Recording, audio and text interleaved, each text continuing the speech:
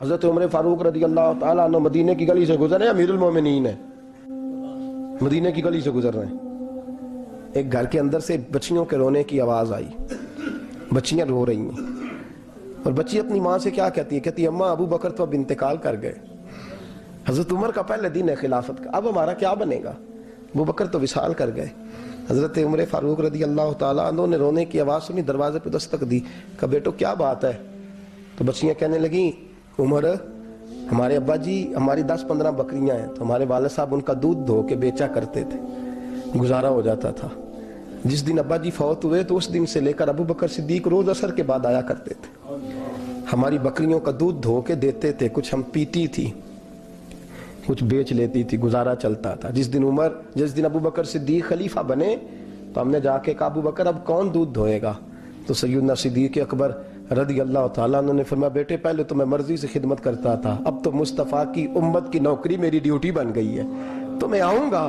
بچیاں رو رہی ہیں، حضرت عمر کو بتاتی ہیں، کہتی ہیں اب ابو بکر چلے گئے ہیں تو ہم پریشان ہیں، یتیم ہیں، لاوارث ہیں، بھائی کوئی نہیں، کون آئے گا، کون دیکھ بھال کرے گا؟ حضرت عمر فاروق گھٹنوں کے بال زمین پہ بیٹھ گئے، ان چھوٹی چھوٹی بچیوں کو سینے سے لگایا، فرمانے لگے میں ابو بکر کا کیا کروں، میرے لیے رستے بڑے مشکل کر گیا ہے، میں اس کے کس بادشاہ وقت ہو کے وہ غریبوں کے گھروں میں آ کے ان کی بکریوں کا دودھ بھی دوتا تھا، امیر المومنین ہو کے یہ رنگ بھی تھا۔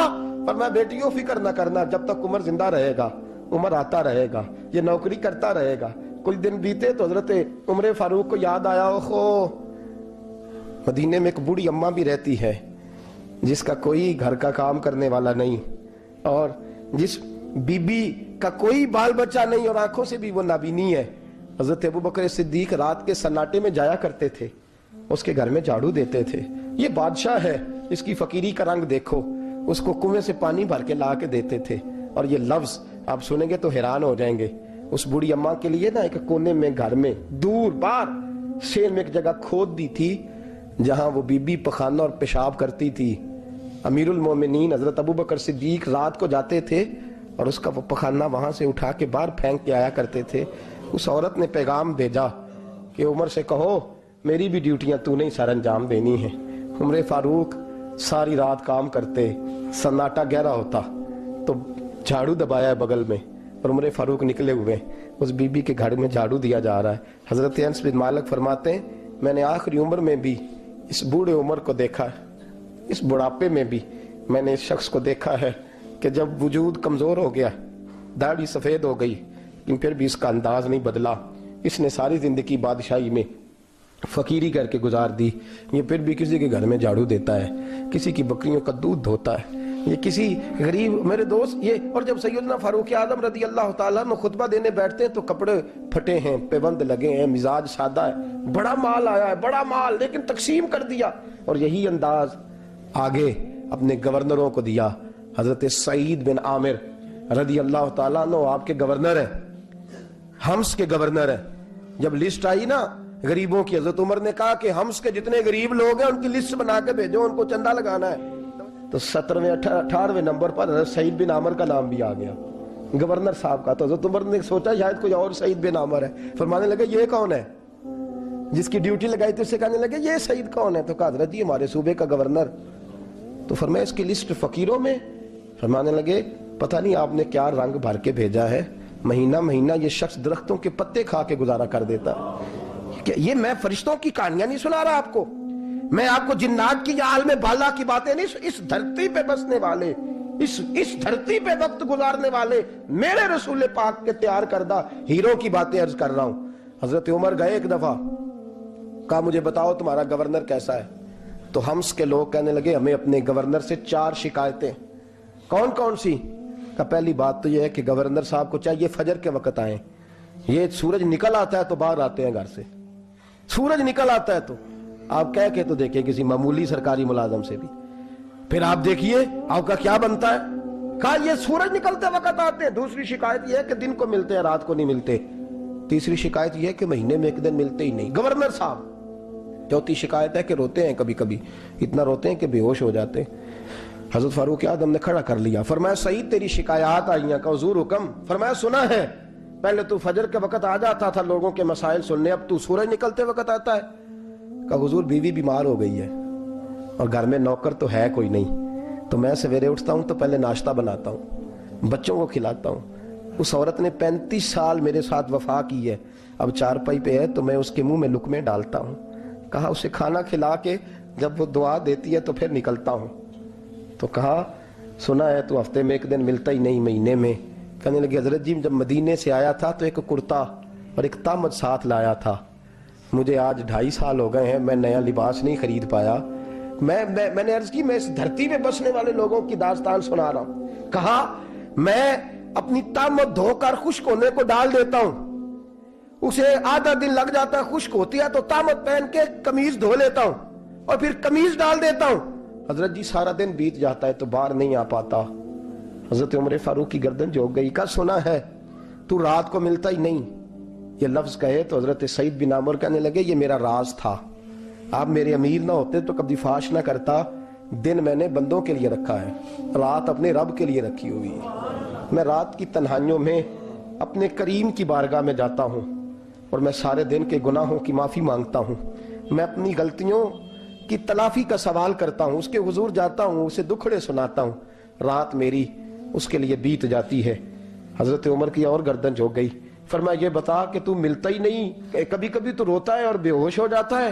کہا حضرت جی 40 سال کی عمر میں کلمہ پڑھا ہے، جب 40 سال کے پچھلے گناہ یاد آتے ہیں تو کہا پھر میں ضبط نہیں کر پاتا، وہ خطائیں، وہ پاپ، وہ جرم، وہ خطائیں جب سوچتا ہوں نا کہ رب کھڑا کر کے پوچھے گا بتا یہ جرم کیوں کیا، تو وہ احساس مجھے پریشان کر دیتا ہے۔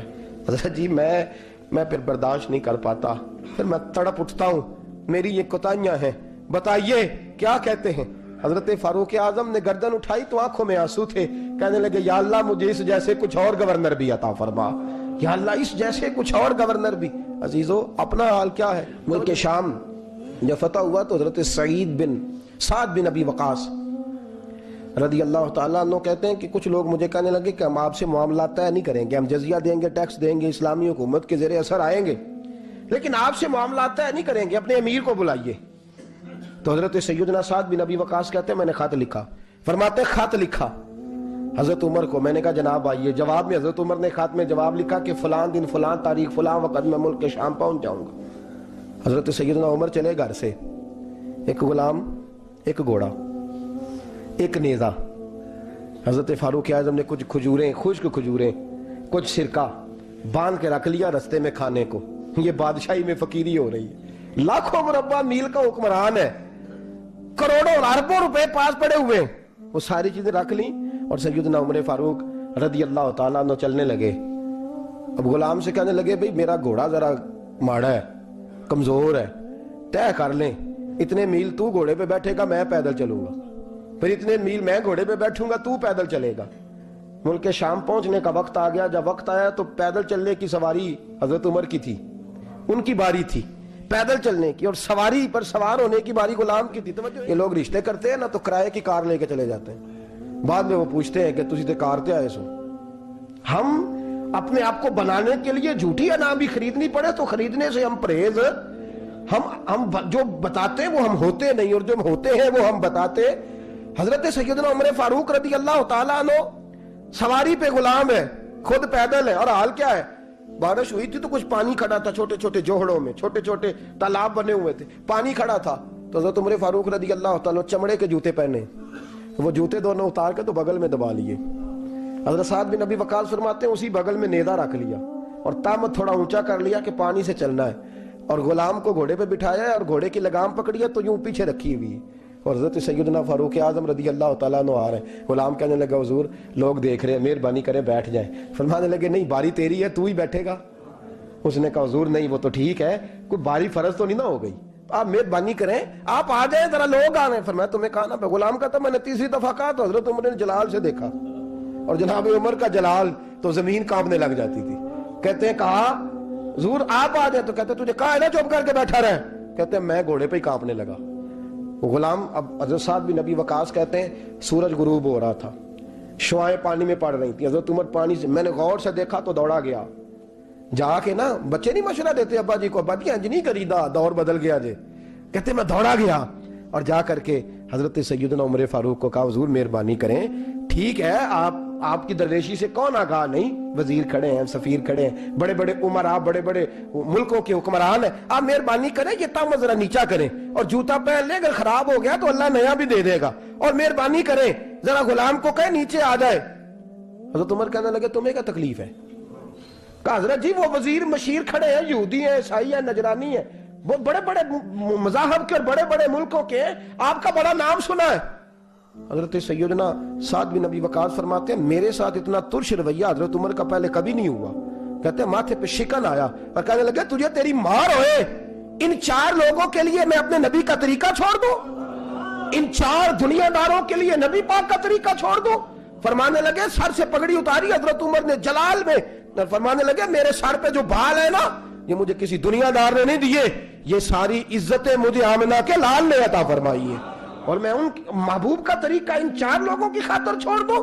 فرمایا قرآن کہتا ہے ان اللہ یامر بالعدل والاحسان، جب میں نے خود عدل کا تقاضا یہ رکھا ہے کہ کبھی وہ بیٹھے گا کبھی میں بیٹھوں گا، باری اس کیا تو میں کیسے بیٹھ جاؤں؟